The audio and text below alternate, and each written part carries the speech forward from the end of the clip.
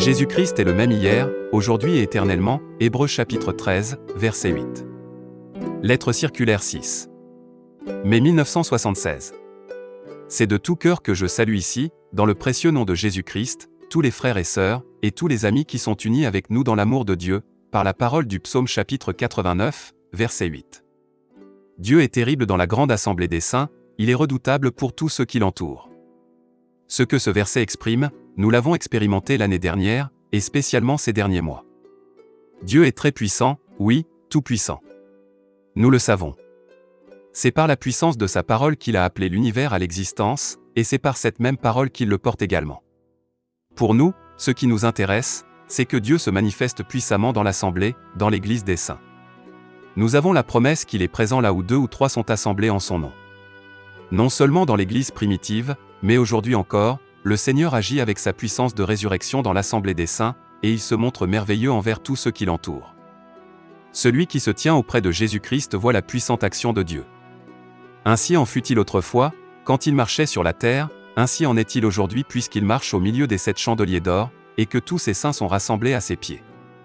Les promesses de Dieu demeurent, elles ne chancellent jamais, Jésus a scellé par son sang ce qu'il promet dans sa parole. Des centaines de personnes ont vécu avec nous l'action puissante de Dieu, des milliers en ont entendu parler et se réjouissent avec nous des bénédictions particulières. Le livre des Actes des Apôtres est un témoignage vivant de l'action puissante du Dieu vivant dans la vie et dans le service individuel, comme aussi dans celui de l'Église. Ce qui est arrivé chez les premiers chrétiens est valable en tant qu'ordre divin, et demeure un exemple jusqu'à ce que le Seigneur revienne. L'Esprit de Dieu ne peut cependant agir pleinement que là où les hommes accordent à la parole de Dieu une foi entière et se conforment à son enseignement. Là où les individus et l'ensemble de la communauté s'accordent avec la parole de Dieu, et qu'ils se mettent à la disposition du Seigneur avec foi et entière confiance, ils expérimenteront toujours à nouveau les actions puissantes du Saint-Esprit. L'Église du premier âge nous sert d'exemple pour notre foi, pour la doctrine et pour l'action du Saint-Esprit. Tout d'abord, nous devons nous plier sous la puissante main de Dieu, être libérés de notre moi, et être consacrés au Seigneur. Dans la première Église, il n'y avait pas seulement de grands signes et des miracles comme confirmation de l'ordre divin et de la mission divine accordée par Dieu aux siens, il y avait aussi le fait que le Seigneur parlait aux chrétiens par des visions, des songes, des prophéties, des parlers en langue, avec interprétation de ceux-ci, oui, par la diversité des dons de l'Esprit, et Dieu confirmait sa présence par ses moyens. Paul écrit dans 2 Corinthiens chapitre 12, verset 1, « J'en viendrai néanmoins à des visions et à des révélations du Seigneur. » Tout ce qui est opéré par l'action de l'Esprit ne sert pas à sa gloire personnelle, mais à la glorification de Dieu, et pour l'édification de l'Église de Jésus-Christ. Là où la parole des hommes est mélangée avec la parole de Dieu, l'esprit de l'homme règne avec son propre moi, on va son propre chemin, et on essaie de se justifier soi-même devant les autres par ses propres confirmations. Mais là où l'Esprit de Dieu est à l'œuvre, nous pénétrons alors dans une terre sainte. Nous devons comprendre que le Seigneur notre Dieu a purifié et sanctifié son Église. Elle est le sanctuaire de Dieu ici sur la terre, l'endroit où il habite et le lieu où il donne ses révélations divines. Avant que l'Église dans son ensemble puisse expérimenter la puissante action de Dieu, chaque chrétien doit cesser de pratiquer ses propres œuvres, et il doit parvenir au repos en Dieu. Là où l'on croit de la façon même que dit l'Écriture, des fleuves d'eau vive coulent encore aujourd'hui. Là où la parole de Dieu est mise en toute sincérité et vérité sur le chandelier, et qu'elle est crue du plus profond du cœur, le Saint-Esprit est agissant au travers des différents membres du corps de Jésus-Christ. Le Saint-Esprit conduit dans toute la vérité, et confirme au moyen des dons et des fruits de l'Esprit que c'est lui-même qui est présent. Par l'effusion du Saint-Esprit, tous les dons de l'Esprit sont donnés à l'Église et ils ont été mis en elle en vue de son édification. Selon les besoins, le Saint-Esprit peut se servir d'eux dans la communauté, il peut parler et agir comme il lui plaît. Ces dons ne sont pas la propriété des chrétiens, ces derniers ne peuvent pas en disposer comme ils le veulent. Ils sont et demeurent les dons du Saint-Esprit qui ont été donnés aux chrétiens afin que l'Esprit lui-même puisse témoigner et agir par eux. Ce n'était pas seulement Paul qui pouvait parler de vision, de révélation et de conduite par le Seigneur, mais la Bible nous parle de beaucoup d'autres, ayant fait des expériences avec le Seigneur de cette manière. Nous osons témoigner, sans prétention et en toute humilité, que depuis le commencement, le Seigneur a béni d'une façon toute particulière le travail dans le royaume de Dieu. Depuis déjà bien des années, il nous a été montré à l'avance une partie de ce qui allait arriver. Toute la communauté est témoin des merveilleuses directives qu'a données le Seigneur, ces 15 dernières années. Lorsque nous avons assisté au ministère de Frère Branham, et que nous avons vu ce que Dieu faisait par lui, nous avons tout de suite compris qu'il était un serviteur et prophète de Dieu béni, et revêtu d'une grâce spéciale. La publication de la parole de Dieu donnée avec autorité, et légitimé d'une façon remarquable, nous fut un stimulant pour nous amener à réexaminer tout à nouveau notre vie, notre foi, et notre doctrine devant le Seigneur, et pour que nous remettions tout sur son autel. En somme, frère Branham ne nous a rien annoncé de nouveau. Il a uniquement remis en lumière les anciennes vérités bibliques. Dans l'histoire de l'Église, nous pouvons constater qu'il y a sans cesse eu un renouveau inspiré par le Saint-Esprit, et toujours, une nouvelle proclamation des vérités bibliques a été donnée. Les assemblées de croyants, lesquelles étaient devenues tièdes, et qui s'étaient organisées et fermement établies dans leur doctrine, demeurèrent indifférentes aux vérités bibliques prêchées tout à nouveau. Cependant, pour les assemblées qui furent saisies par le feu du Saint-Esprit, ces vérités furent trouvées précieuses. C'est là un processus spirituel que l'Église, au cours de presque 2000 ans, a toujours dû suivre. De nos jours, beaucoup de croyants pensent qu'il n'est pas de première importance qu'on croit et enseigne de façon biblique et que, par conséquent, les vérités divines et les doctrines des Saintes Écritures soient proclamées et défendues sans compromis, mais pour eux, il importe davantage que l'unité des chrétiens soit encouragée. Nous dirons clairement ici que, comme la parole était au commencement, elle doit être à la fin, Dieu étant lié à sa parole, toutes choses doivent suivre leur cours selon sa parole.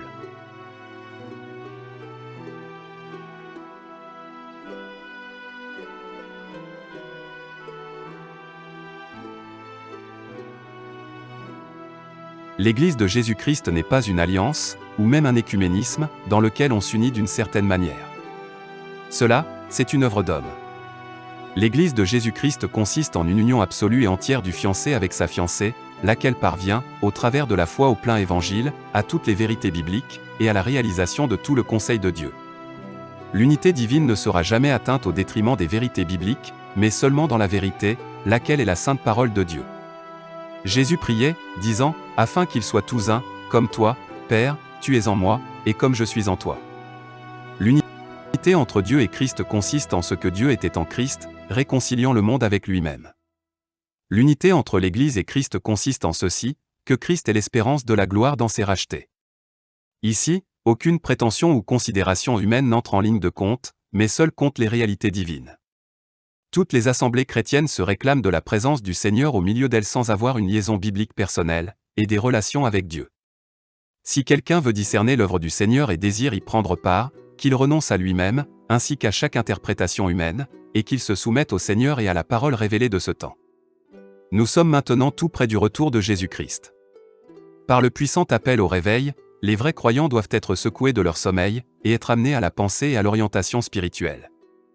Une fois pour toutes, il est certain que le Seigneur ne va jamais au-delà du contenu de sa parole, qu'il s'agisse des 7 sceaux, des 7 tonnerres, des 7 trompettes, des 7 coupes de sa colère, ou de quoi que ce soit d'autre. Tout ce qui peut arriver et qui est de l'Esprit de Dieu restera dans les limites de sa parole. Chaque doctrine biblique et chaque révélation divine doivent concorder avec l'Écriture sainte.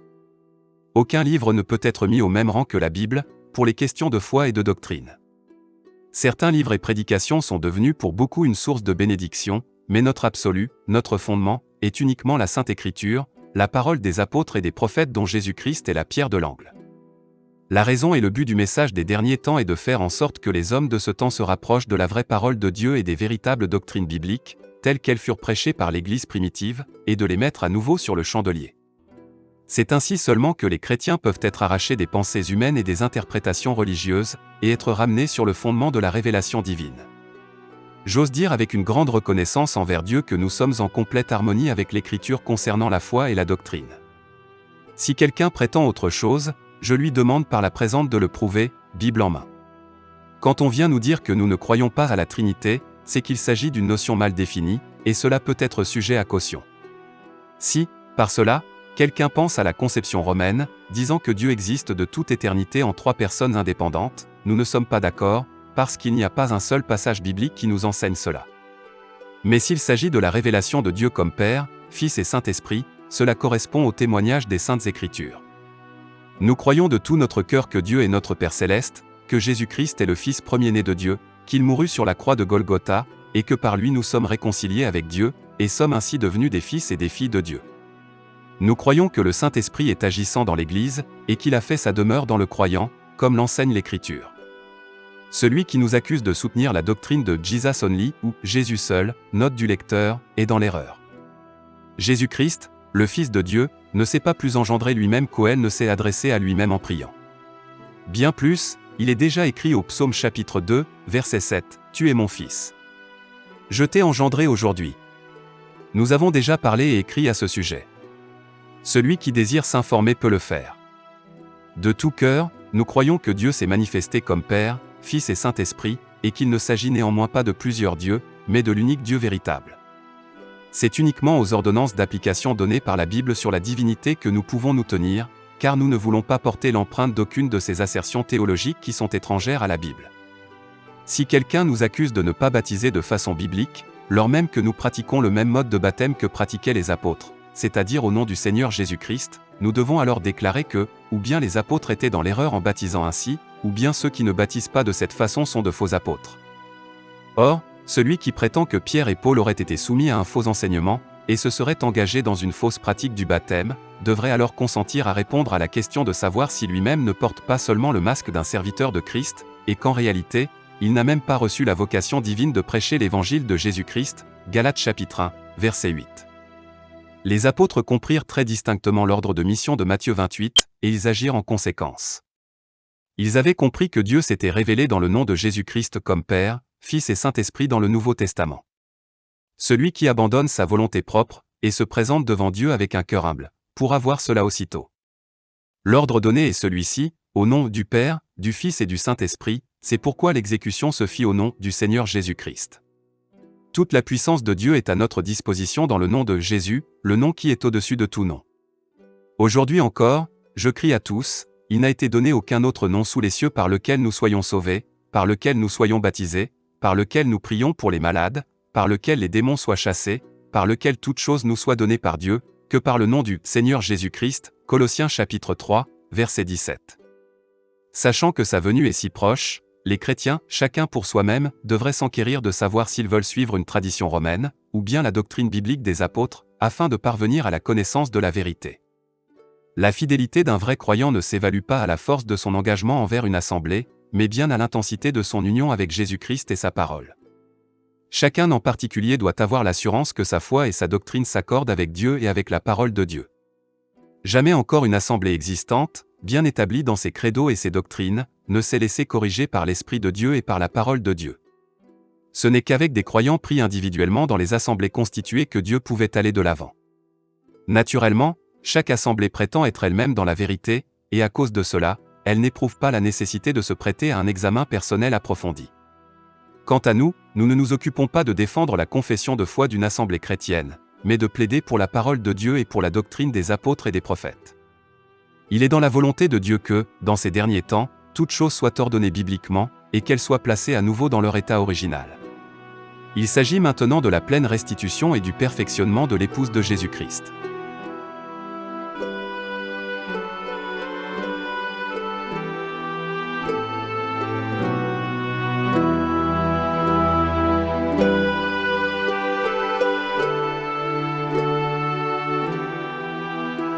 La parole prophétique. À côté de l'aspect doctrinal et évangélique, il y a dans l'histoire du salut la partie prophétique. Le dernier livre de la Bible, la révélation de Jésus-Christ, l'Apocalypse, nous transmet des notions qui ne sont pas communes et qui ne sont absolument pas touchées par beaucoup de chrétiens, parce que, dans ces choses, ils ne savent trop par quoi commencer. Cependant, depuis l'ouverture des sceaux, le temps est venu pour le peuple de Dieu de recevoir la compréhension à l'égard des choses prophétiques. Déjà au chapitre 1, verset 1, le Seigneur atteste qu'il a envoyé son ange pour montrer tout cela à son serviteur Jean. Au chapitre 22, verset 16, le Seigneur certifie pour terminer « Moi, Jésus, j'ai envoyé mon ange pour attester ces choses dans les églises. » Quand, en ce temps, frère Branham atteste qu'un ange du Seigneur vint à lui, alors, les théologiens et les enfants de Dieu superficiels se moquent de cela. Le fait que nous soyons entrés maintenant dans la partie prophétique finale de l'histoire du salut, et que le Seigneur se manifeste de la même manière, cela, ils ne le prennent pas en considération. La question qui se pose est celle-ci, où donc se trouve confirmé, en ce temps, le contenu de l'ensemble de la révélation de Jésus-Christ dans les églises, comme l'a dit le Seigneur Jésus lui-même. Chaque parole a sa place, et chaque révélation doit être donnée dans l'église au moment voulu. Au chapitre 1, le Seigneur Jésus nous est dépeint marchant au milieu des 7 chandeliers d'or. Il a 7 étoiles dans sa main droite. Les 7 chandeliers d'or représentent l'Église du Nouveau Testament dans les 7 âges, et les 7 étoiles représentent les 7 messagers qui sont désignés comme anges de l'Église, chapitres 2 et 3. Nous vivons maintenant sans aucun doute à la fin de la période de grâce et ainsi à la fin de l'âge de l'Église de Laodicée. Quelques-uns se sont arrêtés, spirituellement parlant, et ils croient que nous sommes maintenant à l'époque de l'Église de Philadelphie, cela, parce qu'ils parlent de l'amour fraternel, sans l'avoir traduit en actes. Parce que nous sommes maintenant arrivés à la fin du temps de la grâce, le Seigneur, par le ministère du frère Branham, de même que par le ministère de Jean, a fait connaître d'une façon surnaturelle les secrets divins de la parole et de son conseil. Jean avait été conduit de façon particulière par Dieu, et il était destiné à un but spécial, c'est-à-dire à voir, à entendre et à écrire les choses prophétiques. Frère Branham, en tant qu'instrument choisi par Dieu pour ce temps, avait reçu de Dieu la grâce et la charge de regarder à l'intérieur de ces choses, et d'écouter et de répandre plus loin ce que l'Esprit avait à dire aux églises. Le dernier livre de la Bible n'est pas l'affaire de tout le monde.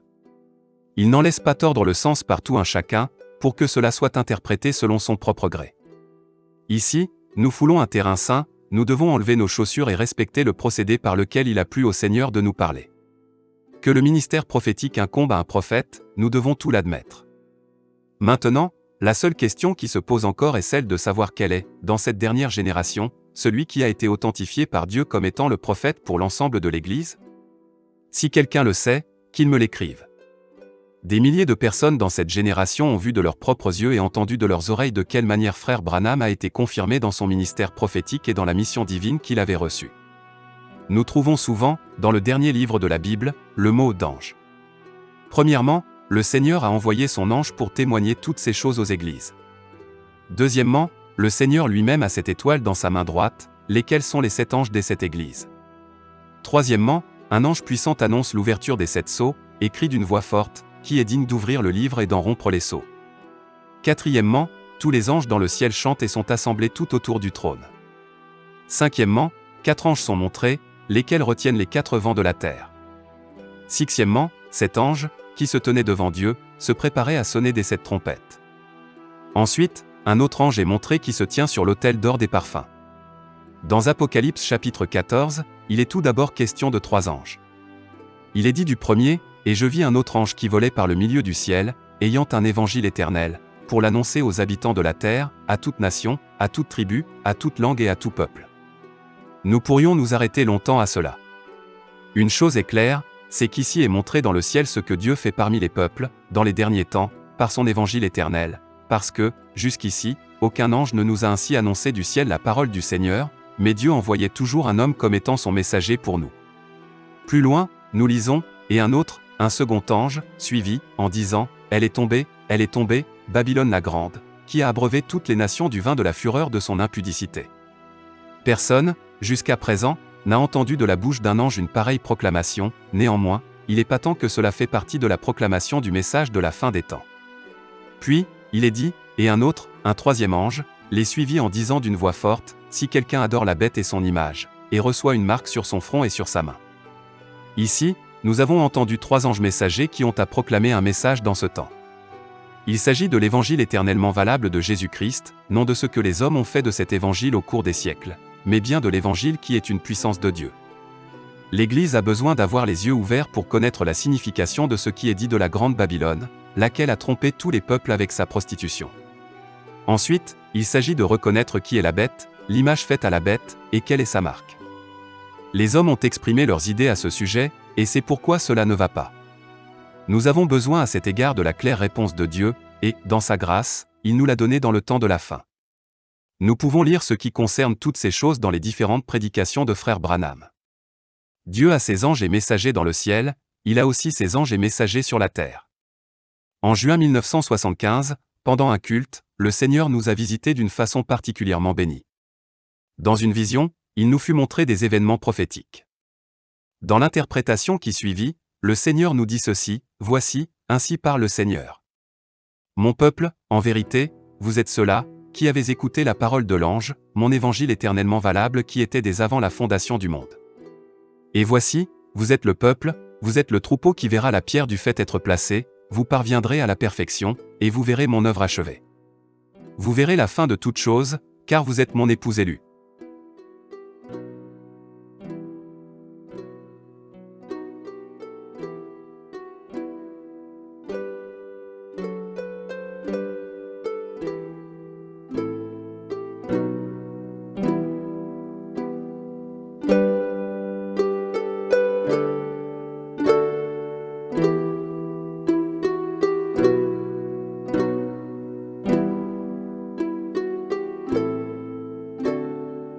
Tous ceux qui ont été connus de Dieu avant la fondation du monde, et qui ont été destinés à la sanctification, écouteront l'évangile éternellement valable.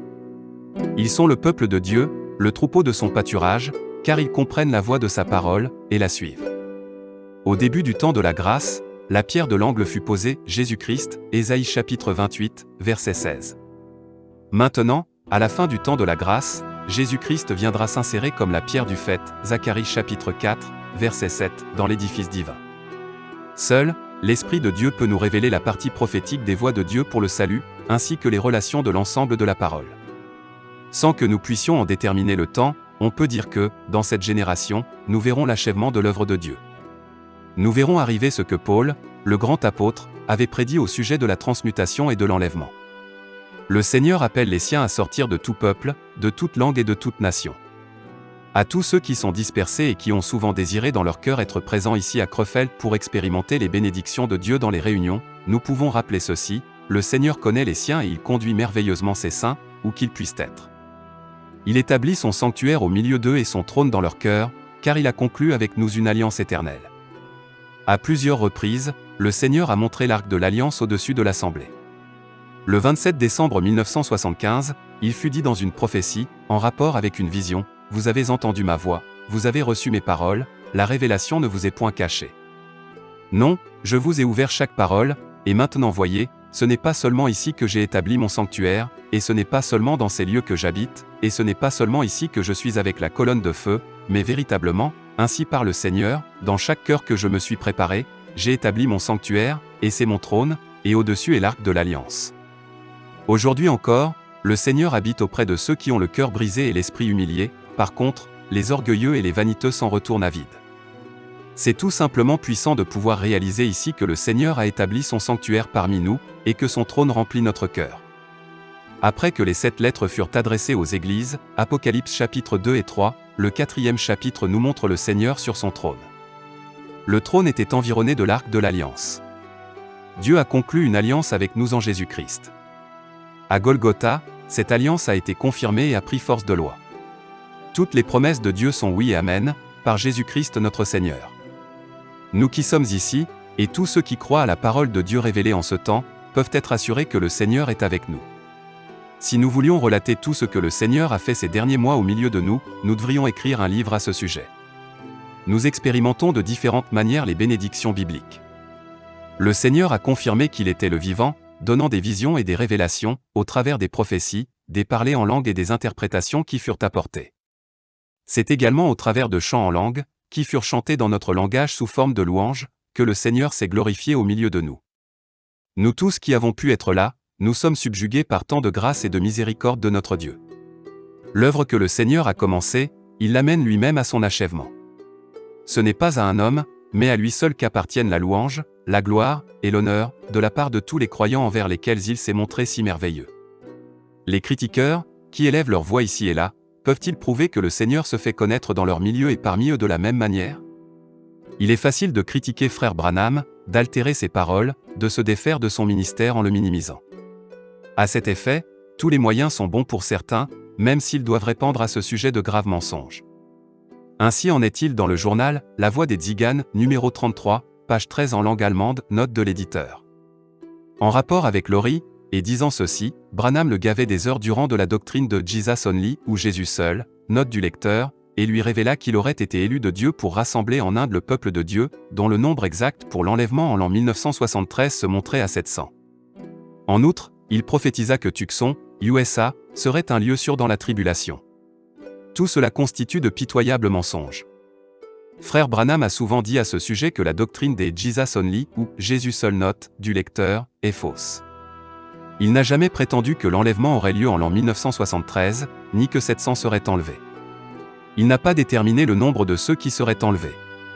Il n'a jamais dit que Tucson serait un lieu sûr dans la tribulation. La part de tous les menteurs est dans les temps de feu, Apocalypse chapitre 21, verset 8. Dieu ne fait aucune exception, il n'y a en lui aucune acception de personne. Celui qui pêche de cette manière avec préméditation est véritablement à plaindre. Le même auteur écrit, durant 3 ans et demi, de la fin de 1965 jusqu'au milieu de 1969, Branham a répandu ses révélations, qui sont en contradiction avec l'enseignement biblique. Comment Branham, qui a été rappelé le 24 décembre 1965.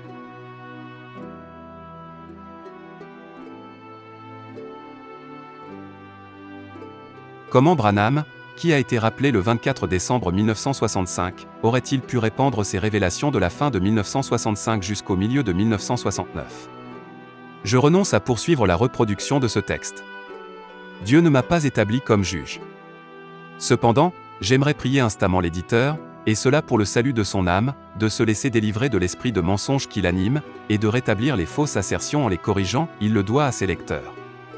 Les prédications de frère Branham sont toutes conservées sur bande magnétique. Celui qui soutient de fausses allégations est tombé dans le même esprit de mensonge que Laurie, lequel a été égaré par Satan. Personne encore n'a réussi à faire avancer sa propre affaire en sapant et injuriant d'une manière aussi scandaleuse le ministère et le nom d'un homme de Dieu. Cette parole est encore valable aujourd'hui, ne touchez pas à mes oints, et ne faites pas de mal à mes prophètes. Psaume 105 verset 15.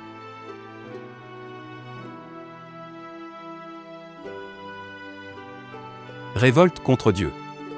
Nous ne pouvons pas tenir Dieu pour responsable de ce que, dans le ciel, Lucifer ait fomenté une révolte, qu'il se soit opposé à Dieu et à sa parole, et ait été alors précipité de sa position. L'orgueil précède la chute. Nous ne pouvons faire aucun reproche à Moïse de ce qu'Aaron fit un veau d'or et dit « Voici notre Dieu qui nous a fait sortir d'Égypte ». Nous ne pouvons faire aucun reproche au Seigneur Jésus de ce que Judas l'ait trahi, ni de ce que Satan soit entré en lui. Nous ne pouvons pas mettre à la charge de Paul que des faux frères aient introduit de fausses doctrines en ce temps-là. Selon 1 Timothée chapitre 1, verset 20, il a même livré à Satan 2 d'entre eux, du nom d'Hyménée et d'Alexandre.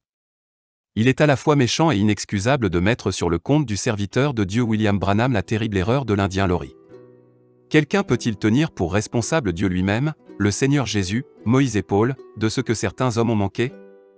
Paul dit, « Que ai-je en effet à juger ceux du dehors » 1 Corinthiens chapitre 5, versets 12 et 13. Que chacun s'éprouve lui-même, ainsi que l'Église dans laquelle il se trouve, à la lumière de la parole de Dieu. Chacun en particulier devrait se demander s'il a une part à ce que Dieu fait, et à l'accomplissement de la promesse divine pour ce temps-ci. Tous ceux qui pensent retenir le peuple de Dieu, concernant ce que le Seigneur a dit et a fait, viennent trop tard. Il y a longtemps que leurs manœuvres de dissuasion et leurs tactiques ont été percées à jour. Nous ne suivons pas un homme, mais le Seigneur seul, dont la parole est une lampe à nos pieds, et une lumière sur notre sentier. Frère Branham disait, « Quand un homme abandonne la parole de Dieu, alors abandonnez cet homme, car Dieu l'a déjà abandonné. » Quand cette mesure sera appliquée à tous les prédicateurs et à toutes les communautés, alors il n'y en aura que très peu de reste qui ne soient pas abandonnés de Dieu. Nous sommes reconnaissants au Seigneur de ce qu'il nous a libérés de tout orgueil spirituel, et de ce qu'il nous a fait connaître en toute humilité sa parole et sa volonté. Nous sommes tellement heureux d'expérimenter toujours à nouveau sa présence dans les réunions, comme il en fut lors du christianisme des premiers temps, et nous nous réjouissons avec les milliers de personnes qui ont trouvé grâce devant le Seigneur dans ce temps-ci. L'œuvre extraordinaire opérée par le Saint-Esprit au milieu de nous a déterminé quelques-uns à élire domicile à Crefeld. Cependant, tous ceux qui ne peuvent se trouver ici doivent savoir que le Seigneur est avec eux, il les amène également à la perfection, car il tient sa parole et son alliance. Que la bénédiction du Dieu Tout-Puissant repose sur vous tous. Agissant de la part de Dieu. Frère Franck.